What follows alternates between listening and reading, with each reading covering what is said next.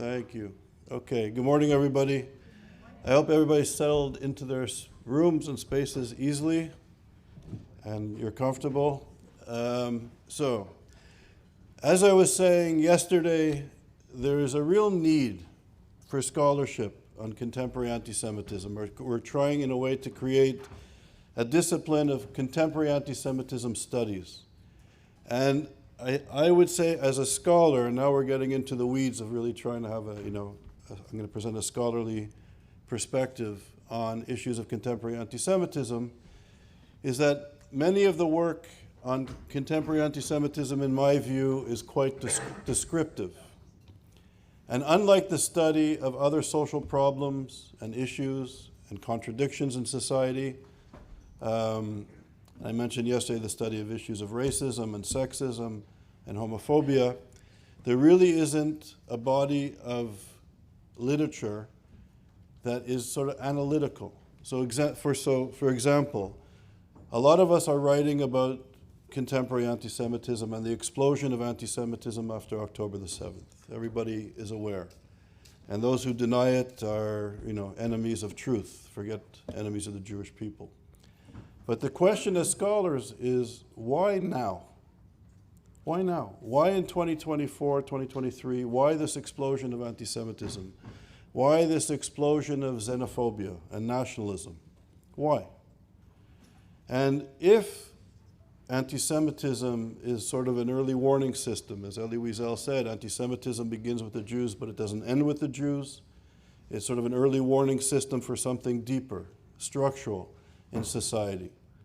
So, and we know historically, if we look at the explosion of anti-Semitism in Europe between the First and Second World War, and even before, but particularly between the two world wars, we know as historians that the social, economic, and political conditions were ripe for the rise of totalitarian movements and anti-Semitic movements. And the Nazis and other reactionary or extreme or totalitarian movements often used anti-Semitism, as I think Babel was saying, the socialism of fools, right? You look at the Jews, and you look at the capitalists and the Jews and the bankers and the protocols of the Elders of Zion, and the totalitarian movements focus on the Jew while they try to transform society. So we know that historically. But I think there's too little attention today of understanding why it's happening now. And if we even take a step back, it's fascinating. I was speaking with David Hirsch a little bit about it yesterday. In a sense, the American Jewish community for decades was saying that anti-Semitism was a problem of the Middle East. It was a problem between the Israelis and the Palestinians, and if only those stubborn Israelis and Palestinians can resolve their land disputes, everything will be okay. And that the rise of Hamas and the anti-Israel discourse was not anti-Semitic, it was anti-Zionist, and it will be okay. But we saw the rise of radical political Islam sort of sweeping parts of the Middle East, of North Africa, of East Africa, West Africa, parts of Asia. States are failing, right? The vacuum is being filled by these movements.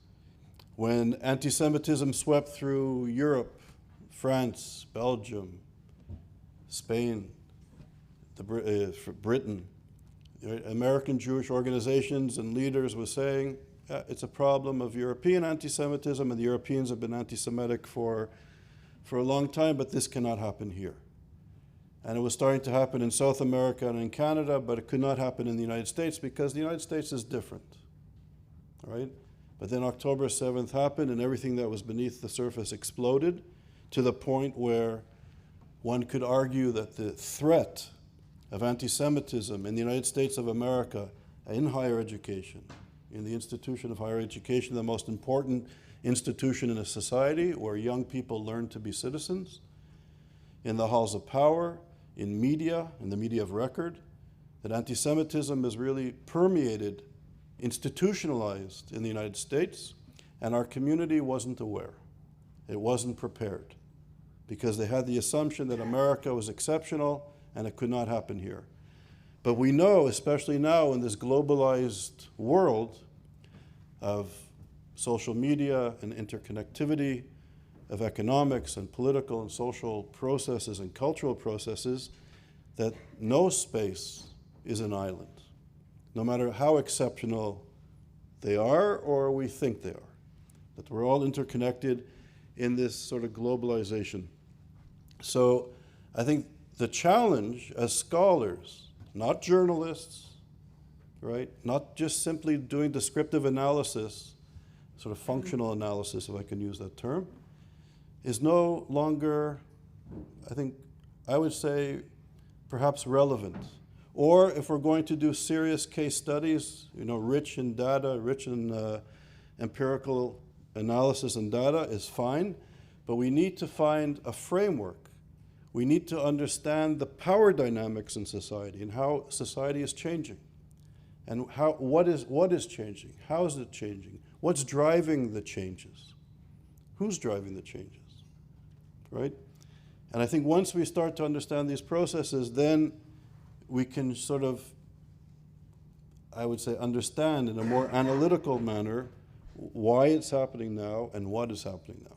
Not just simply describing the situation, but trying to understand it. If we can understand the dynamics in this sort of rapidly changing crisis of anti-Semitism, crisis of capitalism, if I may say, we can start, once we understand the problem, we can start to maybe develop policies and approaches to try to remedy it, or perhaps even just to weather the storm. So I'm going to be brutal, and I'm going to give you the history of anti-Semitism in a few minutes, so forgive me. We can do many, many lectures and courses on the history of anti-Semitism. But I would argue that there are three general phases of anti-Semitisms with an S. And I think, and I'm being very general, and I think what makes anti-Semitism and anti-Semitisms unique, as Robert Wistrich often taught, is that there's something inherently genocidal about anti-Semitism. And this is what distinguishes Jew hatred, I would argue, from other forms of bigotry, of hatred, of racism. In a way, what Deborah Lipstadt argued in her work is that the bigot, when it comes to being, when it comes to racism, the bigot in their imagination punches down, right? But the bigot, when it comes to anti-Semitism, punches up. And they punch up because of the conspiracy theories and the stereotypes that Jews are sort of omnipresent and powerful and, pull the strings of society and control the banks and the media and Hollywood and all this garbage. And it's sort of this conspiracies that are intertwined in different forms of anti-Semitism. So I would argue that the first phase of anti-Semitism, at least in the modern era, is Christian anti-Semitism. There was the perception, I'm sure as all of you know, that the Jew was blinded by evil because they didn't accept the Christian notion of the Messiah. They didn't accept the truth, which was the obligation in many instances for the Christian to spread the Gospels, to bring the truth to society, and that the stubborn Jew didn't accept the truth, and that if the Jew didn't accept the truth, they couldn't have redemption with God. They were sort of, blinded by evil. They couldn't be connected to God. And what made anti-Semitism sort of inherently genocidal is the belief that not only was the Jew blinded by evil and couldn't have redemption, but that the stubborn Jew was hindering the coming of redemption for everybody. Right? So if the Jew was going to be converted or forced out or murdered, this is the Spanish Inquisition, that somehow redemption would come. So redemption was being held up by the stubborn Jew. So this is sort of the inherent genocidal part, because the Jew had to be civilized, with love or with brutality. The second phase of anti-Semitisms, I think when the dominant view of society, of reality, shifted from religion to notions of biology, of racial identities and ethnic identities, sort of biologically determined identities, the Jew was perceived as not part of the white Aryan race and nation, and that the Jew was poisoning the purity of the white Aryan nation.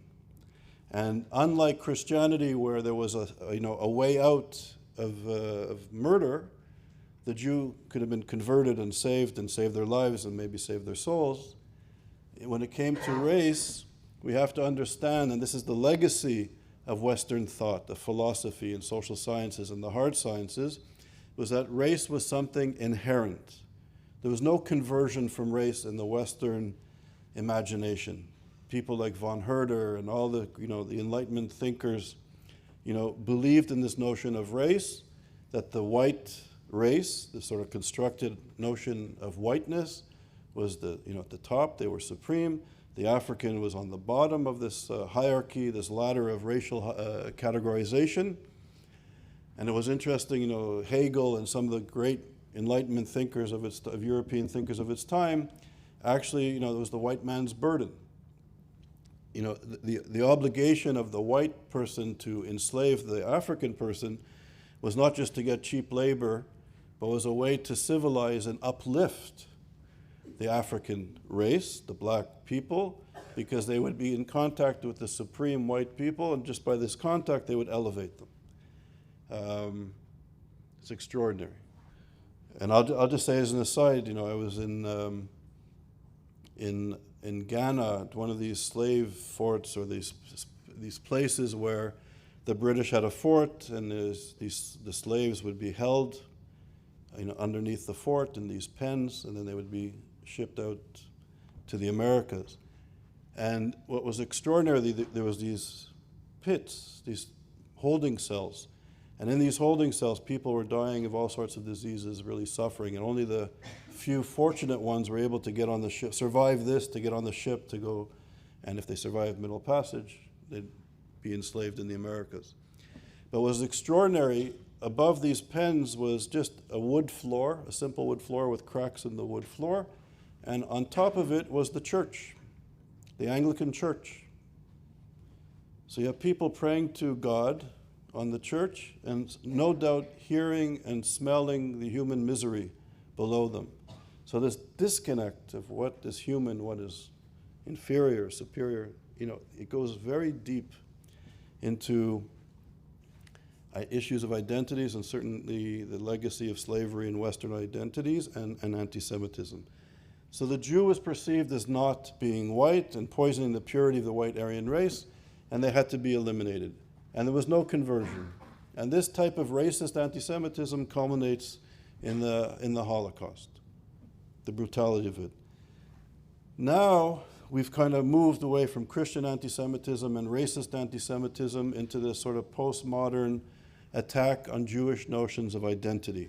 And the dominant form of anti-Semitism in the contemporary context, I think the old Christian and racist forms of anti-Semitism, it still circulates, but it's not the dominant one. The dominant anti-Semitism, as everybody now knows, especially when you go, on a Saturday on the streets of London, or if you go to an encampment at a good university in the United States, the attack of anti-Semitism predominantly, not entirely, but predominantly, rests on the attack of who Jews are as a people, and its connection to the land of Israel. So this we all know. And people will argue, that if Israel would be dismantled and destroyed, the Jewish people would be saved. There'd be no more anti-Semitism, right? If this shitty little country, as a French diplomat said years ago, would disappear, the Jews would be okay and the world would be saved. So this is like the old narratives changing its focus.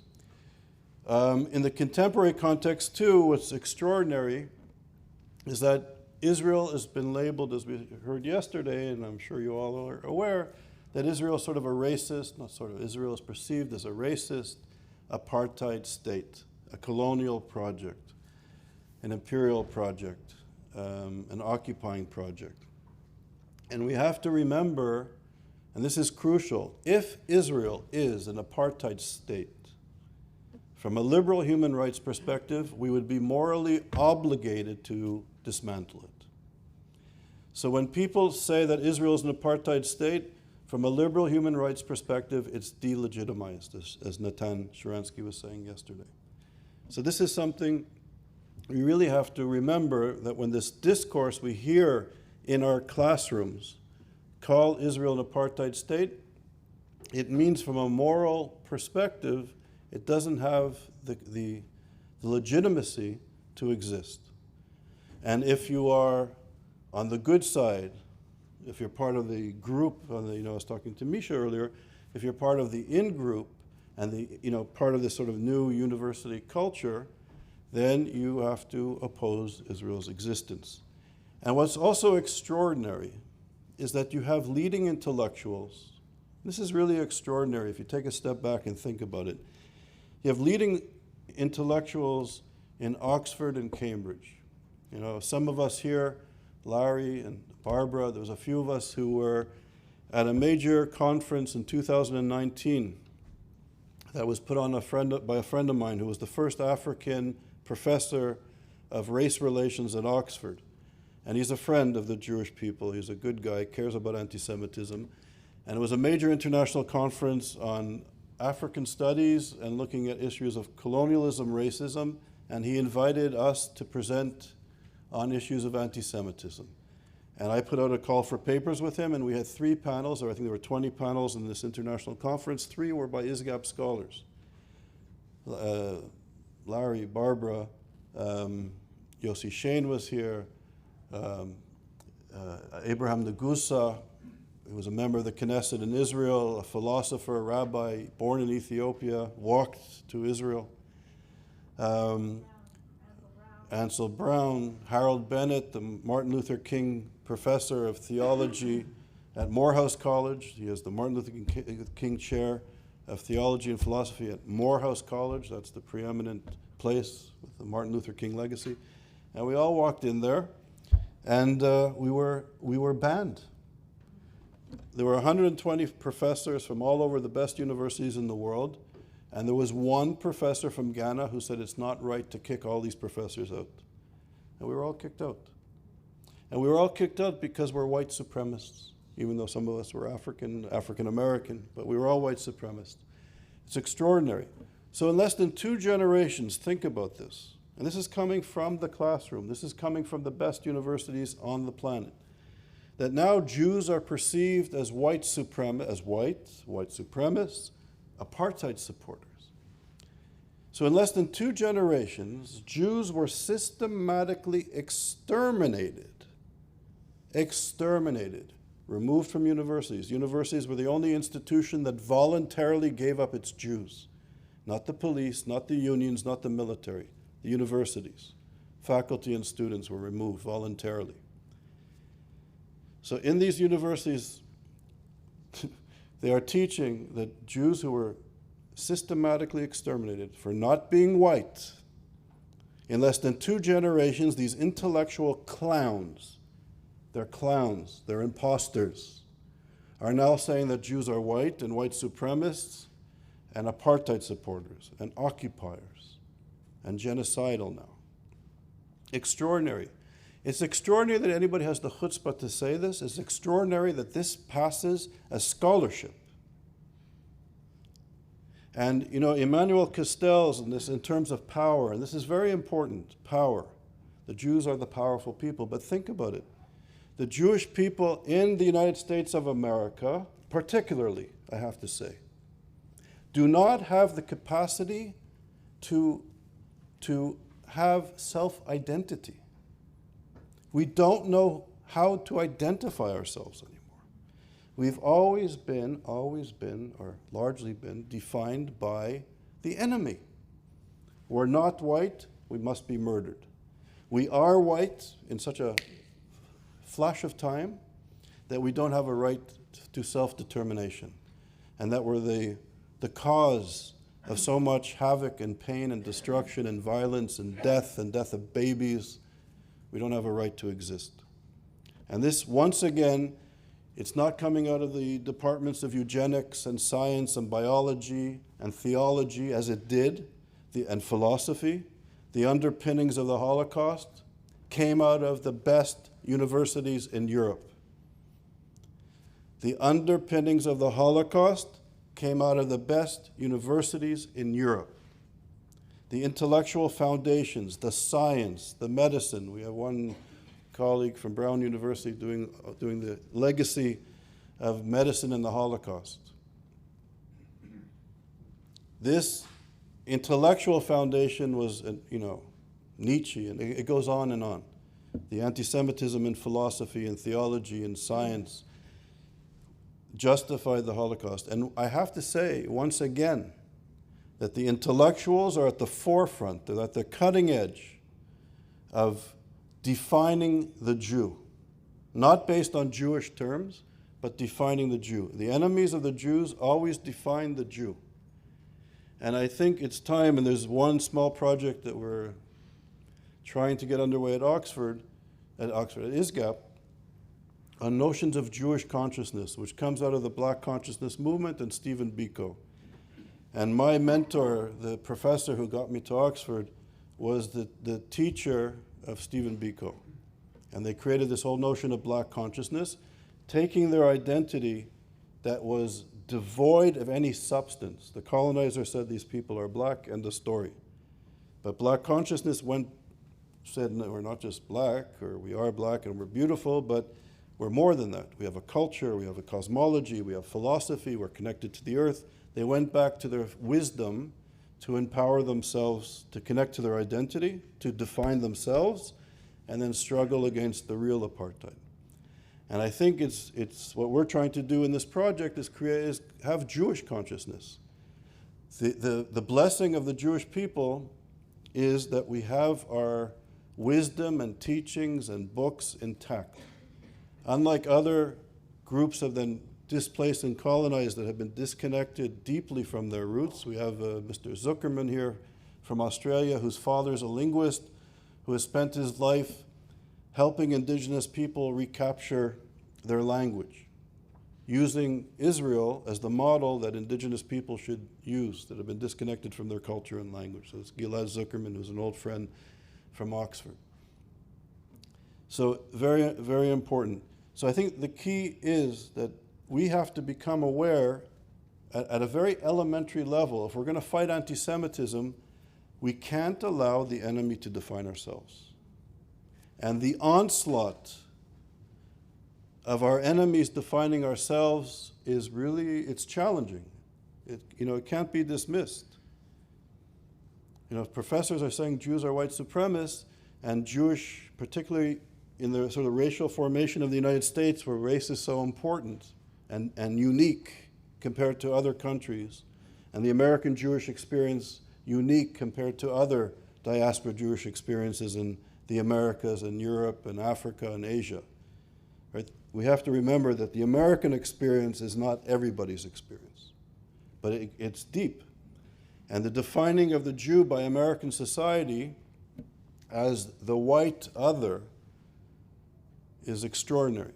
And so Emmanuel Castells, in his book on power and identity, argues that when you have power, you have the capacity, you have economic power, political power, social power, and that the basic, the minimal power that anybody has is the capacity to identify yourself, to have your own identity. And I think even at this level, Jewish identity is being, attacked. And if you disconnect Jewish people from their identity, then it's a very serious matter. So I think, we talk about Jewish education. I think we really need to go back to understanding from a Jewish perspective what it is to be Jewish. And, as Michal so eloquently said yesterday, that we're more than a religion, we're more than a culture, we're a people, we're a nation. And yes, we have different phenotypical features. And that's very important in the United States of America and in Europe and in the colonial imagination and framework. But from a Jewish perspective, very different, very different. So I think we really need to understand who we are as a people, and our friends and allies need to be educated from us and sharing with us what it is to be Jewish. So I think it's very important. I think we should really have a conversation among ourselves and explore what it is to be Jewish. You know, very important. And I think to question the sort of racialized identity of being Jewish. And just, you know, as I say this to my American friends, and they don't quite get it, I don't think. But growing up in Montreal, there's a few Montrealers here, we never identified as being white. Even to this day, my nephews are young, you know, beautiful young men. They don't identify as being white, they identify as being Jewish. Jewish Canadians, connected, and they have strong affiliation to Israel. But they see themselves as Jewish because whiteness in Canada was sort of the British and the French. These were the competing European colonial founding fathers, as they called themselves, of Confederation. And the Jew was the quintessential other. We were not white, we were Jewish. And particularly in Quebec, but also in the rest of Canada, I think it's similar in the European context, the British context, you know. Jewish people living in England for generations and generations rarely call themselves English. They'll say we're British, but we're not English, right? So there's all these distinctions. So I think it's very important, particularly in the United States, for young American Jews to reconnect. And as scholars, I think we should really unpack this sort of notion of race in the United States and how race affects American society economically, politically, culturally. But also, as Jews in America, who are we? What are we? If we're white, I don't know, how does that connect to the Americans' social formation, racial formation, and how does that connect to being connected to Israel as Jewish people? So these are, I think, important questions. So why is this taking place? So in my work, from my perspective, and you don't have to agree with me, but I think it's something to consider. From my perspective, globalization plays an integral role in this sort of reemergence and explosion of anti-Semitism. If anti-Semitism is the early warning system, if the rise of, you know, anti-Semitism from the left, from the right, and from political Islam is really exploding as it is, why is it happening? And I would argue that globalization and neoliberalism has played a crucial role in this moment. So what is globalization? So what I mean by globalization refers to, in the early 1980s, 1982, 1983, there was this notion of structural adjustment. The IMF and the World Bank, based on sort of free market, neoliberal free market models of development, they adopted this perspective of neoliberalism, which believed and believes that the more free market systems there are, the less restrictions there are on economic activity and free trade and development, economic development, the more that there'll be democratic development. The stronger the economy, the better democracy. And the best way to achieve this is to limit the power of the state, actually to lower the power of the state so that it won't interfere in sectors of the economy. So after the Second World War, nations got together, they looked back at what happened during the Second World War and the Holocaust, and they said it will never allow the social and economic conditions to exist that gave rise to this horror. Not only were 6 million Jews exterminated, you know, over 80 million Europeans murdered. The infrastructure of European society was decimated during the Second World War. So the world got together and said we would never do this again and never allow this to happen again. So everybody got together, they adopted notions of international human rights, and part of this regime was guaranteeing that people had access to housing, to employment, to food, to shelter, to basic forms of education, and that the state was going to guarantee a certain level of subsistence. Because they knew if people were disconnected from socio and economic and political institutions, that this gives rise to desperation, to fear, to xenophobia, and leads to totalitarianism and destruction.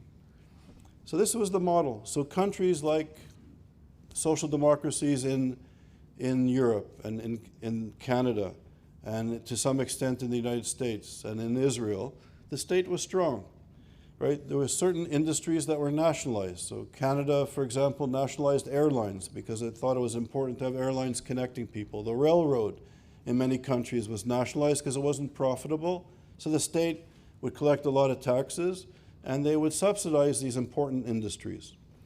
Healthcare, medicine. You know, growing up in Quebec, there was Quebec nationalism, there was anti-Semitism, racism, but we were all very proud of our healthcare system, of our education. So contrary to Fox News, you know, growing up in Canada with healthcare was a wonderful thing. It was the best healthcare system, I think, that I experienced. And to this day, if I have a problem, I live in the United States, if I have a problem, I go to my doctors in Montreal, because the doctors in Montreal don't see medicine as a business.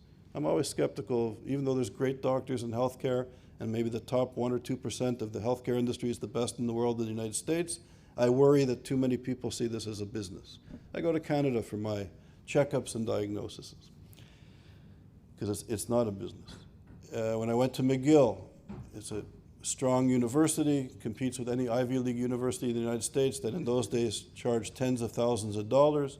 I went to school for about $200 Canadian a year, 120 or 30 US dollars a year, because it was heavily subsidized. And this was, you know, social welfare. If people were chronically unemployed, they had subsidies from the government, they had subsidies for decent housing, they had unemployment insurance. This was, you know, so this was Canada. In countries like Egypt that was did not have such a strong economy, there was basic food subsidies for sugar, for flour. There was basic health care and basic subsidies for education, I think, till about grade 6. So the state was involved. With neoliberalism, with structural adjustment, with Thatcherism and Reaganomics, there was sort of this notion that there should be a free economy, there should be no tariffs between countries. Countries had tariffs and protection of their workers, right? There were stronger unions. Workers were protected with tariffs. Nobody could flood the United States or Canada with goods coming from China or some other country where the production of things were much lower, the costs were much lower because the workers were protected. So all these barriers, tariffs, were limited. The power of the state to intervene in the economy and into society was weakened with this sort of free market system. And what the IMF and the World Bank did was that, you know, they basically enforced this new model of economic development and political activity. And if countries refused to participate in the system, it would be impossible for them to trade, to get loans and support from the IMF and the World Bank and be part of the global economy. So it was tremendous pressure on countries. Some countries resisted for a short period of time, but basically the state was limited in power and the free market system basically was entrenched. And we know from history that in a free market economic, political, capitalist system, some people will be successful and some won't. So in a way, as the state withdrew from a neoliberal perspective, from the G7 at the time, and there was sort of this push for free market capitalism, at the same time, and this is why I became so concerned about anti-Semitism in 1996, so I was a little late to the party as well, but at the same time, the Muslim Brotherhood and political Islam, they also see the state as a problem. They see the state as a vestige of, neoliberal imperialism, of American intervention, of European colonialism, and the Islamists also want to destroy the state. So you have pressure from the Islamists to destroy the state, and significant pressure from the dominant countries of the world, the largest economies of the world, to limit the power of the state. So this was the perfect situation for Islamists to really start filling the vacuum. And we can see, throughout the world, as this neoliberal system has been in place, as the state is weakening, as identities are shifting. We used to have sort of this strong national identities, strong Israeli identity, strong Egyptian identity, strong Iraqi identity. So as the state becomes weaker, it was the glue that held society together by providing education, by providing integration, right? The state was the glue. So as the state dissipates, fragmentation begins to happen. Economic and political fragmentation, economic, political, and social marginalization, and disconnection. And as I was saying earlier, the whole notion of identity, so identity politics become more and more important, because as people are displaced and marginalized from economic, social, and political processes, the identity is sort of the last space of resistance. So we see the rise of nationalisms, the rise of the Muslim Brotherhood, kind of extreme national movements based on identities, national identity, racist identities, and political Islam. We also see the beginning of states failing. More states around the world are failing in parts of the Middle East, sort of imploding. Iraq, Syria, Lebanon, Sudan, Somalia, to some extent even countries in South America. Really, as the state weakens, which was the glue holding society together, there's fragmentation. Uzi Rabi, who's going to give a lecture to you during this program, will look at how the map of the Middle East is basically a figment of our imagination of the past. That the states and these borders that we see on our maps don't really exist any longer, because the borders are porous and new identities are emerging. Kurdish identities, different types of identities in the region are emerging, clan identities are emerging, and the state is becoming weak. So, in a sense, this is, in a way, a crisis of modernity. And the crisis of modernity is brought on by neoliberal globalization. So on the one hand, globalization is bringing people together as never before. So we could put on a conference like this. People from all over the world can come to Oxford, and travel for certain groups of people are made easier. So we're coming together through social media, telecommunications, travel. So on the upper side of globalization, we get to interconnect, we get to consume similar goods, services, and products. There's, luxury goods that were only the hallmarks of, fancy hotels and fancy cars and fancy designer clothes. 30, 40 years ago was basically the hallmark of certain global cities like New York and Paris and London, maybe Milan, Rome. But today, you can have a cappuccino in Warsaw and you can buy Prada in Cape Town, right? So the globalization of luxury goods, services, hotels, there's Ritz-Carltons and Four Seasons and all this stuff all over the world. 40 years ago, there were unique hotels in just a few places. Now it's globalized. So globalization brings people together as never before, goods, services, and people. And at the same time, globalization sort of marginalizes and sort of settles people as never before. More and more people are disconnected from social, economic, and political processes. So there's the emergence of, massive differentiation and global and marginalization. So in a sense, those of us on the receiving end of globalization are stuck in time and space. Those of us on the implementing side of globalization enjoy the capacity, if you will, to cross time and space. So time and space, if you're fixed in time and space, if you're stuck in a ghetto, in a township, in a rural area, you're on the receiving end of globalization. If you're in an urban environment, in a fancy building, fancy institution, you get to travel the world, you're on the implementing side of globalization. So for some, who are truly some are truly global, some are stuck in time and in locality. So being local in a globalized world is a sign of deprivation and degradation. An integral part of the globalization process is progressive spatial segregation, separation, and exclusion.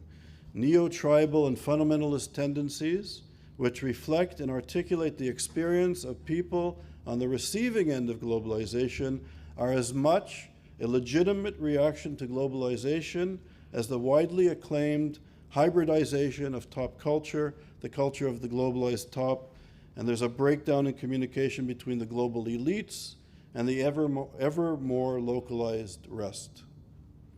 So in a sense, this is what's happening internationally.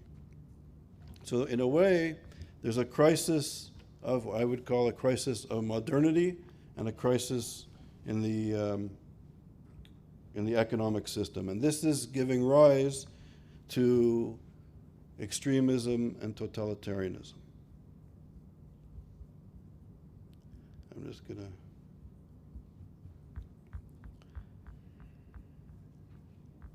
So I think, in a way, these are the social, economic, and political conditions that are giving rise to this moment. So the Muslim Brotherhood, Trumpism, nationalism in Europe, in Hungary, in Brexit in the UK, is sort of addressing those who are on the receiving end of globalization. And there's a backlash against, in a sense, the elite. So it's, yeah. So this is the globalization. Is there any questions on this part of my presentation? So these stuck in time and place, were they any better off before globalization? And the implication is somehow I'm not sure I buy that argument. Okay. That time and space is somehow worse after globalization. I understand there are people who don't benefit. But prior to globalization, were they better off? Or was this just harkening back to some sort of time that we thought was better? So I think you can look, so I would say things are more, the global economy, there's a crisis, there's a global crisis. And I think I would argue, and I think if you look at statistics and indicators, that there is much more marginalization today around the world than there was before structural adjustment and global neoliberalism started. I think you can look to anywhere. You know, there's a global migration crisis, right? There's a refugee crisis. The refugee crisis is an indication of failing states and failing societies because the state which held the society together has been weakened. Also, it's very important that the state was the central element of national identities. Modernity and the state gave people at least the notion of hope that through modernization and the state, that things will get better. It was modernity and development gave people hope. Whether it was going to reach the people or not, there was this sense of hope. And I think as the state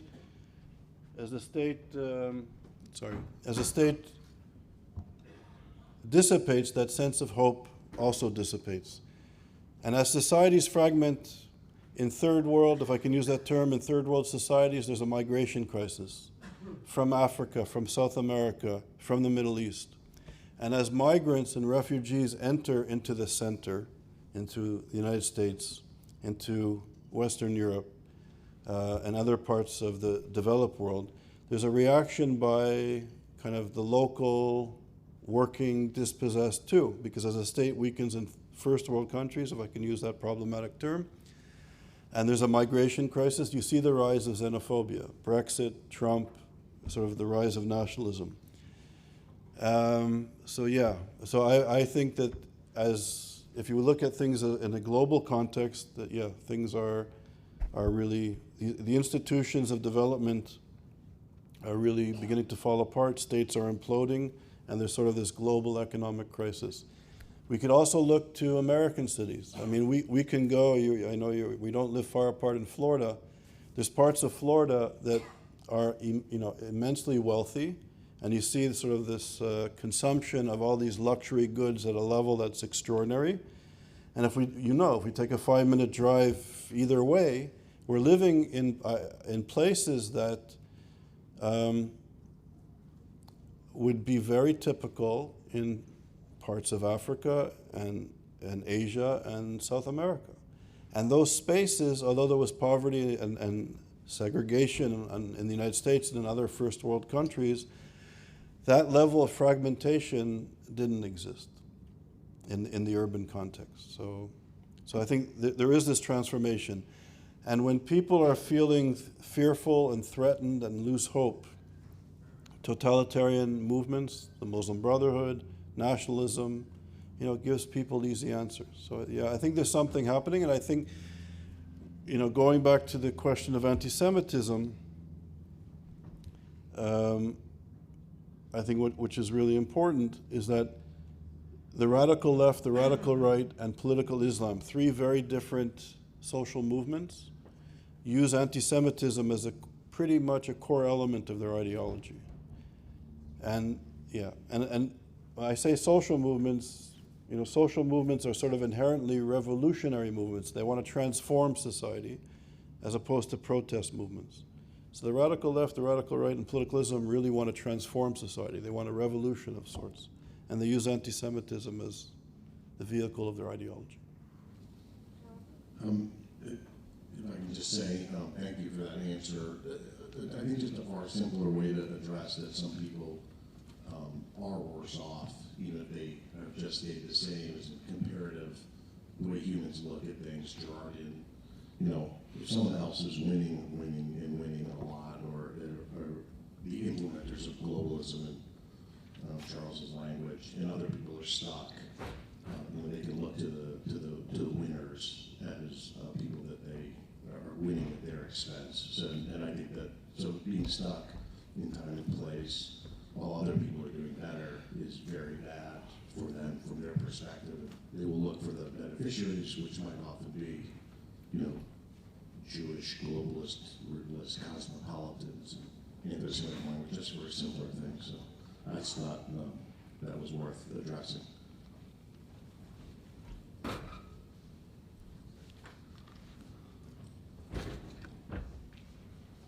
I want to go back a second to what you were saying prior. My colleagues who would call Israel racist, apartheid, Southern colonial would also talk about the idea of collective liberation and that nobody's free till everyone is free. And so in their understanding, the destruction of the Jewish state would lead to the empowerment of all people because they idealize a world where there is no racism and there is no anti-Semitism. So I guess my question is there a form of collective liberation that's authentic to, let's call it third world solidarity movements, that can actually confront anti-Semitism and provide a solution for Jews? And I ask that because to me, anti-Semitism pre-exists racism. And I don't know, the construct of racism that we have currently, and I don't know if the tools of anti-racism can adequately fight anti-Semitism. So I'm just looking for your thoughts. So could you focus your question? I'm sorry. Yeah, was okay. that not? Okay. Yeah, I didn't quite get it. Yeah. My question is there a form of collective liberation that can include Jews when we're talking about solutions as far as Israel and Palestinians? How do you define collective liberation? Nobody's free until everyone is free. So collective liberation would be the empowerment, the post-colonial world with no apartheid systems and freedom for everyone. Okay, so I think that's a great question. So this reminds me of Christianity in a way, right? This sort of notion that we all have to be liberated, we all have to be redeemed, and there's one path to redemption. So it's extraordinary. So, and I think this will get, so I was a little sidetracked because I didn't have, my notes were not printed, so I'm sorry. It's unfortunate, so I'm trying to find my lecture on my computer. Very quick question. I'm just responding to her. Oh. Sorry, Misha. You'll be next. Unless it's connected to this question. No, okay.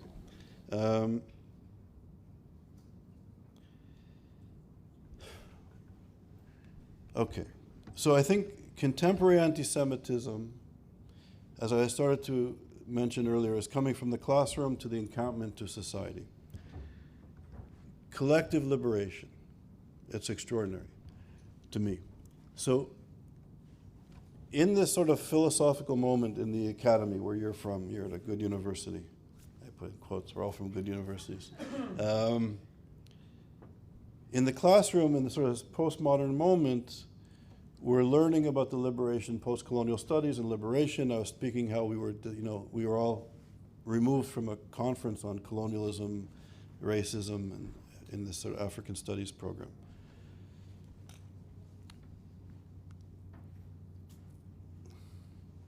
We have in the classroom people who are claiming that Israel is an apartheid, racist, fascist state. The Saids,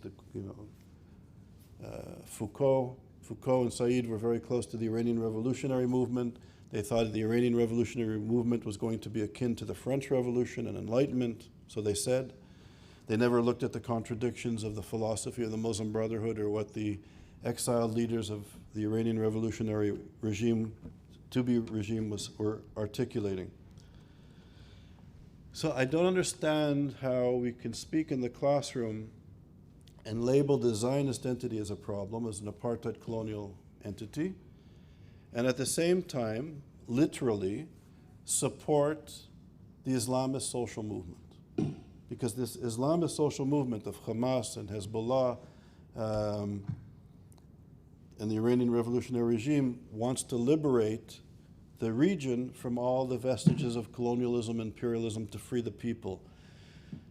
And from the post-colonial perspective, from the liberal post-colonial Western perspective, there's this agenda of freeing those who were once colonized.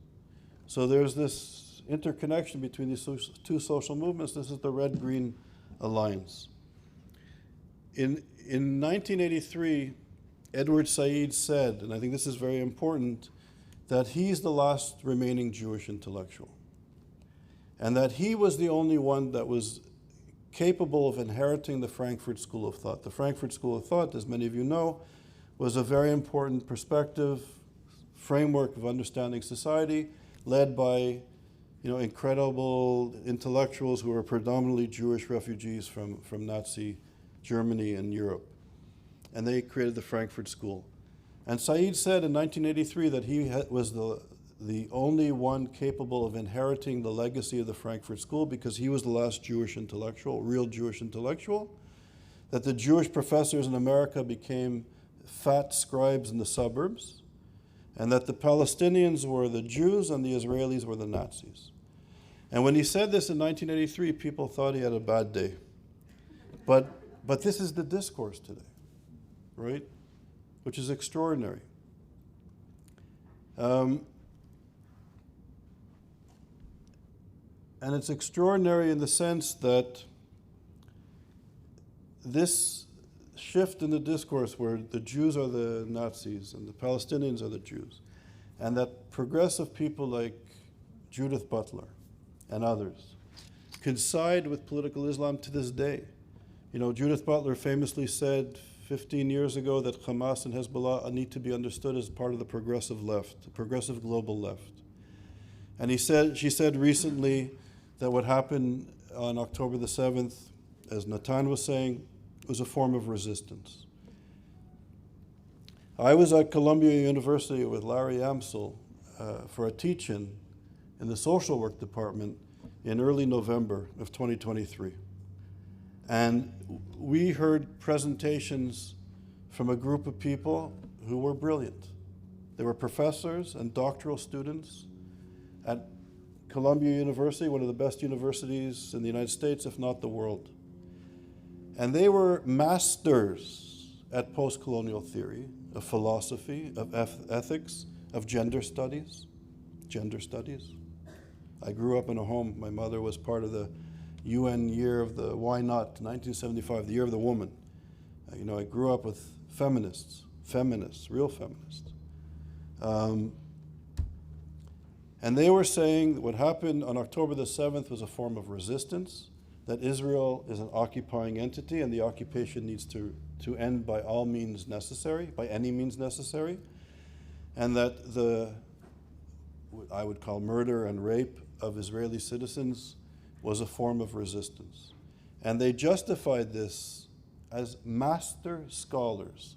They understand post-colonial thought, of post-colonial theory, of gender studies, and they were using this lexicon in the most brilliant, educated way to justify the murder and rape of Israelis.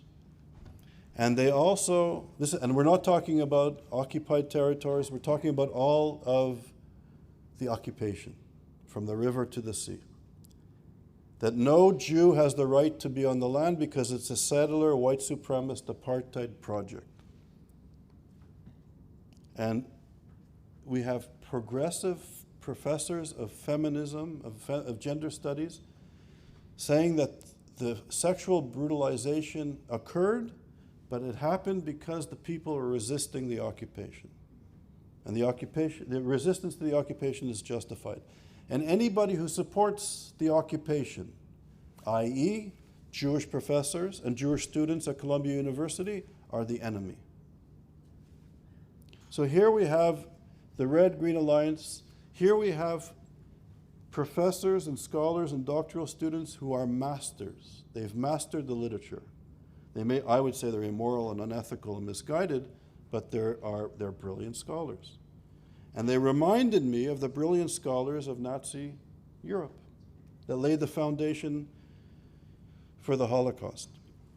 They were not only justifying the murder of Israelis, of all Israelis on the land, they were justifying the murder of Jews all over the world that support the Zionist entity. And it was mind-boggling at some level. So we discussed these issues, talk about Said and Foucault, and how the current intellectual moment is demonizing Israel and demonizing Zionism and demonizing the Jewish people, and we discuss it conceptually.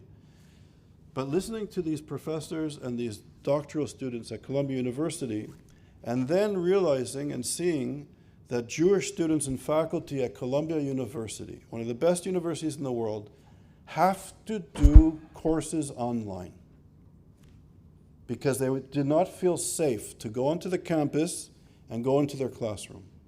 So for 40 years, my generation, we dealt with Said and Foucault and the postmodernity and the progressive characters in our faculty and in our departments and in our classroom, and we engaged them. I took courses with Said at St. Anthony's College. I took lectures from Chomsky, and Paul Gilroy, an old friend, right, who doesn't speak to me anymore because I'm a Zionist. He said, I'm a nice guy. He'll write letters of support for my career, but he doesn't want to be seen with me anymore because I'm a Zionist. We engaged these scholars. We engaged these ideas. David Harris engaged them and paid the price. We all engaged and paid the price. But we dealt with it at an intellectual, political level, and it was interesting. It was. I would, when I was a student here, I would sit with scholars who were on this, disciples of Said and students of Said and scholars from the Middle East, and they would, present their arguments to me, and I'd go back and, read their papers or read their texts, and we would engage, and we would have these ongoing discussions and debates, and it was intellectually stimulating. But if we think back, and hindsight is 20/20, we were engaging people who wanted to destroy the Jewish people. And fast forward, it's like 30, 40 years down the road, and what was taking place in the School of Social Work at Columbia University, which is taking place in the philosophy departments of Berkeley, and in Harvard University, and has set the discourse to the point where people are calling for the murder of Israelis and the murder of people who support them. So the Islamists are trying physically to do it, and the intellectuals in the West are justifying it. And the intellectuals in the West are not only justifying it, young Americans are going to these universities They're being inculcated in this ideology and worldview. And these are the best future professors and journalists and leaders of industry and political leaders. So so I don't know if I've answered your question, but we have to, I think, understand at this moment that, and I'm going to go into it in my next lecture, but the war that's being waged on the Jews, the war that's being waged on democracy, really, the front line is the universities. And, in the work that ISGAP is doing, we have a whole team of amazing scholars. Lev is here, he's working on the project, and Sima, of what we call Follow the Money. Qatar, which has a bay'ah, a spiritual oath with the Muslim Brotherhood, is giving tens of billions of dollars to American universities as we speak. So Qatar, a country which has adopted the worldview of the Muslim Brotherhood, i.e., to destroy the state of Israel, to murder Jewish people, to subjugate women, to kill gay people, to destroy democracy, is giving the most important institution in our democracy billions of dollars, and it's helping to change the discourse. It's empowering the Saids and the Foucaults and the people that are demonizing the Jewish people in the state of Israel. So, and I would argue this is part of globalization, if you think about it. 40 years ago, and I see a bunch of hands, Misha is next, and you. 40 years ago, as the state was strong and there were tariffs and boundaries between the economies of different countries, I'm not so sure before neoliberalism that universities would behave as corporations seeking out money for profit. At least in most countries, less and less, the state supported universities where this would never happen. Not in Europe and in Canada, and not so much, I don't think, in the United States. I think this is a product of neoliberalism, but it's a whole longer story. Misha. Thanks, Charles. So I want to answer the question that was asked about 20 minutes ago. And there are actually multiple answers. What the collaborative liberation approach that could include Jews. You had Christianity, which was going to liberate everybody and everybody's soul, including Jews if they were converted. You had Nazis who were going to liberate everybody from Jews, and as long as you eliminate the weak, then you have communism or Marxism, Leninism, which basically says if you change the relationship between the power of production and power of consumption, you liberate everybody. Right? And at the moment, we have militant Islam that will liberate the entire world as long as they establish the global caliphate. And so I think the very notion that there is such a thing as collective liberation that will include anybody, the only one I know of that I can believe is something that brings redemption. Yeah. And everyone of those movements actually professes to create. And as long as we keep looking for one, I think we'll come up with more ways of kill somebody. And I want to go back, Charles. My original question was about your classification of the phases of anti-Semitism. And what you were saying is if I got it correctly, is that these folks, let's say Christianity, and then the racial theories, Nietzsche, etc., define Jews as the other.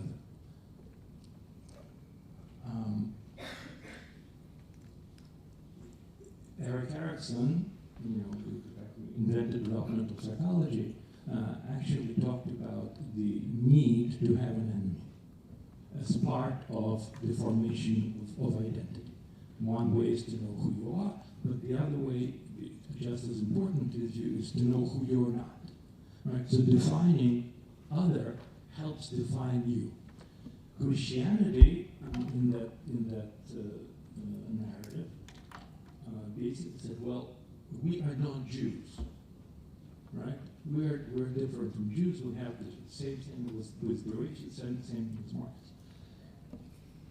In today's phase, who is defining? Who is the other that is put us where? Is it Islamist? Is that what your argument is? That this is the age where the global definer of Jews, in order to define themselves, is Islam, radical Islam, or what, or the left, or what's your interpretation of what's the movement that puts us in the place where we are? So it's a good question. So first of all, I would say there's a wonderful book by Elias called The Civilizing Process, written many years ago. But he was basically arguing that if you're trying to convert or change or civilize people, that this will basically lead to conflict and even genocide. So we have to stop trying to civilize people. We have to recognize people. And this goes back to, I think, the work of Emmanuel Levinas in Jewish ethics, that we recognize the other. We don't need to transform the other. And I think that's a very important distinction, and maybe the brilliance of Jewish thought, that we really acknowledge the other. And we need to acknowledge the other to be human. We don't try to change the other, which is interesting. I think, Misha, to your question, I think in the conditions of neoliberalism and then the crisis of capitalism, the sort of global economic crisis that we're experiencing now, the economic crisis, the political crisis, that there's the emergence of these, the triple threat is radical Islam, the extreme right, and the extreme left. And that the social, economic, and political conditions are ripe, and there's a vacuum, and these social movements are attacking the democratic center and the institutions of democracy. And they're all using anti-Semitism in different ways. I think in terms of what work, we all come out of the university, of the Western University, or most of us come out of the Western University, not all, but most of us, that the discourse that we're confronting in the classroom, in the sort of philosophical and political moment, is really kind of post-modernity, post-colonial studies that is really trying to define the Jew. So I think as the war is being waged against Israel and the Jewish people at Western universities, and this is our, this is where we're connected to, I think this is really an aspect of the social movement and the philosophical movement that we need to address. But in terms of the larger picture, the fact that there's a Red-Green Alliance, the intellectuals of postmodernity, Edward Said, Michel Foucault, Judith Butler, have placed their allegiance to radical political Islam. Radical political Islam, which is, from their perspective, trying to limit Western hegemony, to push back neo-imperialism and colonialism on the one hand. And that's what, from their, myopic perspective, political Islam wants to do the same. They want to destroy the vestiges of Western society and create a caliphate. So they have, something in common at one level. They want to weaken Western power and American power. But it's really extraordinary that the leading intellectual figures and intellectual moment, philosophical moment, has, put their lot in with people who want to destroy democracy, murder gay people, subjugate women, destroy Israel, and kill Jews. And this is where we're at, funded in part by the Qataris, but this is the moment that we're in. So I don't know if I've answered your question.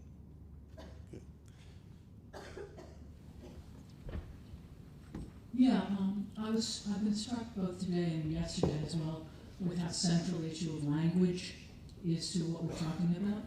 And it reminds me of something that I've said to friends, which is that this is a war over reality fought on the battlefield of language.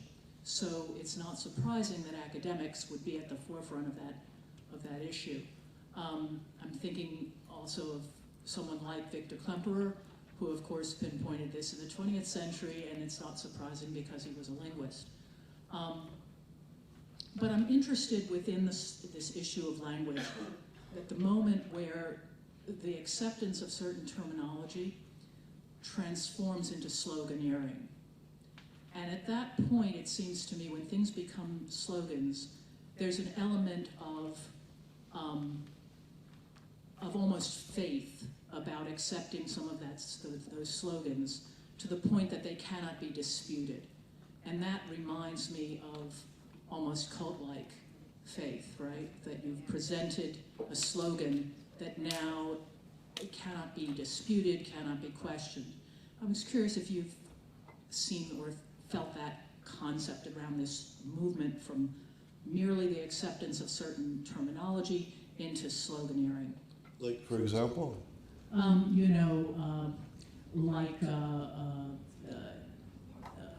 Israel is guilty of genocide. I have a colleague who has a sign up on her door that says "Stop Genocide in Gaza." Israel's an apartheid state. Things like that, which are too easily, and as someone pointed out yesterday, for young people, the catchy nature of slogans can become something that stops their thinking rather than includes their thinking or encourages further thinking. Yeah, I think, as you know well, I think this is what's happening, in our universities and the media of record, the demonization, the dehumanization, the delegitimization of Israel and the Jewish people and our connection to the land. There's an onslaught, and it's become part of the popular culture. And it's not rational. It's not rational that young people in the West who think they're progressive are supporting political Islam. And you can make the argument that the largest victims of political Islam are Muslims, as they try to transform, these institutions and societies in Muslim countries. So yeah, it's extraordinary. And women, and minorities, and ethnic minorities, national minorities. It's extraordinary. It's extraordinary that, as was so well articulated yesterday, that after the October the 7th, after October the 7th, that at universities, from the classroom to the encampments, right, that young people were supporting Hamas in the United States of America. So you had SJP on campus. SJP is connected to the American Muslims for Palestine, AMP. AMP comes out of the Muslim Brotherhood, funded and created and supported by the Muslim Brotherhood. So SJP, we've been arguing, if you look at ISGAP's reports from 2019 and 2023, we've been arguing and trying to demonstrate that SJP is connected to the Muslim Brotherhood. But the ignorance. You had Hillels, who would not take our work seriously, that were trying to create Shabbatons with SJP students to make rapprochement, to have dialogue. And nobody took the time to study the ideology and the roots of the SJP. So when SJP, a few days after the pogrom, said that they're supporting not the Palestinians and not the people of Gaza, but they're supporting Hamas, that we are Hamas, we are the struggle. And progressive young people joined on the campus with all the slogans you're saying. It's extraordinary. And Rashid Khalidi, former Minister of Information for the PLO, the Edward Said Professor at Columbia University, extraordinary, right? He had a retirement party a few months ago, and he was applauded for his role in creating the student movement, not only at Columbia, but in the United States. So from the classroom to the encampment, from the encampment to the subways, to the streets, to the airports, to the museums, to Jewish homes of journalists, of political leaders, and professors. protesting outside their homes, burning things on their lawn. So think of the old days, there's a lot of questions, and I'll try and get to you as quickly as possible. Instead of Middle East studies, instead of SJP, instead of this gender studies that justify the Judith Butlers and the Foucaults and the Saids that are justifying this, instead of students showing up with kafirs and COVID masks, chanting things about Jews and Zionists, could you imagine, and getting money from Qatar, getting money from the Muslim Brotherhood and other nefarious actors, could you imagine if apartheid South Africa still existed, or Nazi Germany still existed, and instead of Middle East studies and post-colonial studies and gender studies, we had centers of eugenics and of biological studies and of theology and a philosophy that promoted notions of racism and anti-Semitism. And the professors were getting money from Nazi-occupied Germany and apartheid South Africa, and it helped them to do science. And instead of SJP coming with kafirs and COVID masks, we had students with white sheets covering their identity, and the professors of eugenics and theology came to the encampments to do teach-ins with them. And then the presidents of the universities in this environment could not bring themselves to condemn the call for the extermination of members of their staff, their colleagues, and the students that they're entrusted with. Imagine. So I think in terms of the discourse, we have to become just mindful of how far things have gone. Okay. Hi, Marie. Oh, sorry. Hi, John. Hi, Charlotte. You'll be next. So, I first, so pass it back. I first wanted to just try and reflect a bit on the collective liberalisation sort of comment. And as a student at university at the moment, the discourse that we're surrounded by, I think to answer that question to those that are putting it forward is one really needs to drill into the history of anti-Semitism and show that anti-Semitism is a pervasive cyclical hate that could be seen more of as a psychosis than circumstantial. It can't be circumstantial because so many different circumstances have led to it. So therefore, the pattern is the hate of the Jews themselves, and therefore Israel is required. And I think when we get to a point in society, as you're saying, where we've got to now with discourse, is actually showing that liberalism is failing. And to talk of collective liberalism by getting rid of Israel is to show actually quite how far we failed. So I think it's reminding people of the cyclical, historic nature of anti-Semitism, the psychosis of it, and the need for Israel is how to debate with those that think the answer is to get rid of Israel. My question is, with universities seemingly becoming a place in which people are trained in activism rather than in how to think, I think, as you were saying, what to think rather than how to think, and we're seeing students primed pre-October 7th to then respond to October 7th with celebration and jubilation. That was in my WhatsApp groups, and it was really hard to bear. What can we do to ensure at universities that the way in which academia is approached changes so that we don't breed another generation of radicals? How do we deal with this? It's a great question. I don't have the answer to your question, but I'll say this. I think we really need to become mindful of how anti-Semitism is deeply rooted in society. And again, this goes back to my original point. And I'm sorry for the confusion in my lecture. I was supposed to have it on paper, and I got it 2 minutes. There's a whole mess up with getting the lecture printed. So I'm sorry about that. But sort of going back to what I was saying earlier, there's a need to understand how anti-Semitism is deeply rooted. Look, in the 1960s, it took until the 1960s for American scholars to deal with issues of racism, or American scholars at white universities.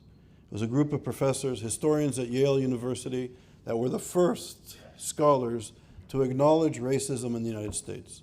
Du Bois and other people in historically black colleges certainly looked at these issues, but it was sort of normalized that you can engage in this in the 1960s.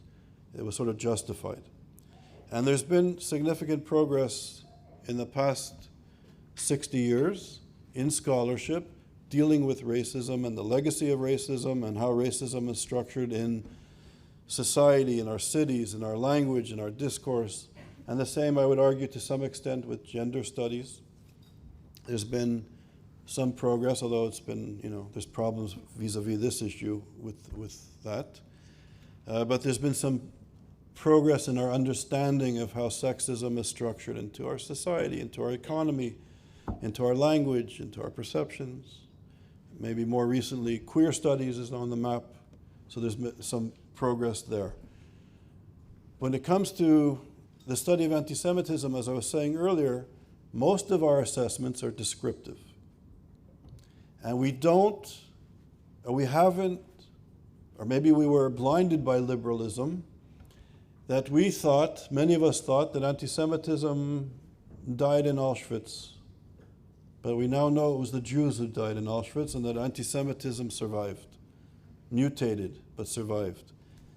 We have to understand that anti-Semitism, as painful as it may be to hear, is deeply rooted in Western society, Western Christian society, Western liberal society, in the United Kingdom, in France, in Belgium, in Spain, in Portugal, in Italy, I can list more, and in the United States of America. It's institutionalized, it's deep. And the golden age that we were all hoping to, continue, I don't know if it's finished, but it's certainly damaged. And I think that we need to, as scholars, look at how anti-Semitism is rooted and structured into our society, into the roots and foundation of our society, into our culture, into our institutions. And in some spaces, the right-wing fascist anti-Semitism is not polite, but in other spaces, like the university, there's discourse which is not only polite, but if you want to have a degree, if you want to go to graduate school, if you want to get a job, if you want to get tenure, you have to toe the line. And you have to show your credentials. And your credentials is a certificate, and then you have to engage in pronouncements about the Jews in a polite, progressive, postmodern way, and the apartheid, racist, fascist, occupying state. Right? I'm sorry. You may. Can I just take the liberty, because I think it's a really important question, and I just want to, from my perspective, give a bit of a. I think the key is actually to reclaim liberalism, right? It is liberal values that have been co-opted and weaponized, meaning those of us who self-identify as true human rights champions, and this takes moral clarity and courage, I don't doubt it, not even for a bit. And it requires to actually transcend and reach across difference of politics, of religion, of denomination, because it is clearer than ever in a post-10-7 reality that what 10-7 was, that wasn't progress. That was like Middle Ages regress. There are many people who saw the responses to 10-7. Now we have to make available to them what it is that they saw with a removal, brutal removal of those masks. And actually, I think one of the articles that they published in whatever it is was an article I published in Politico. If you could not unequivocally condemn the atrocities of 10-7 without a but at the end of the sentence, that's a failure of morality.